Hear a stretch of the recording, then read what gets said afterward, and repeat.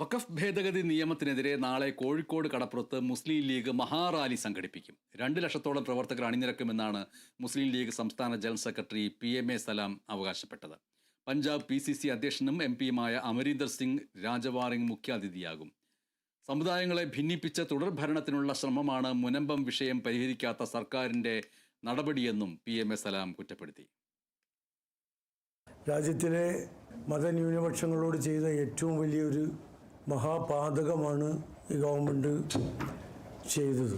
മുസ്ലിം league പാർലമെൻറ്റിനകത്തും പുറത്തും ഇത് സംബന്ധിച്ച് അതിൻ്റെ എതിർപ്പ് ശക്തമായി പ്രകടിപ്പിച്ചിട്ടുണ്ട്. ജനങ്ങളുടെ പ്രതിഷേധം കൂടി അറിയിക്കുക എന്നുദ്ദേശിച്ചാണ് നാളെ കോഴിക്കോട്ട് കടപ്പുറത്ത് ഒരു ജനമഹാസാഗരം തീർക്കാൻ മുസ്ലിം ലീഗ് തീരുമാനിച്ചിട്ടുള്ളത്.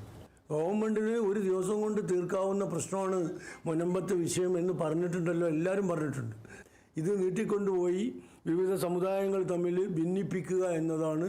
ഭിന്നിപ്പിച്ച് വീണ്ടും അധികാരം നേടാനുള്ള ശ്രമത്തിൻ്റെ ഭാഗമായാണ് ഇടതുമുന്നണി ഈ പ്രശ്നം, മാർക്സിസ്റ്റ് പാർട്ടി ഈ പ്രശ്നം പരിഹരിക്കാതെ നീട്ടിക്കൊണ്ടുപോകുന്നത്.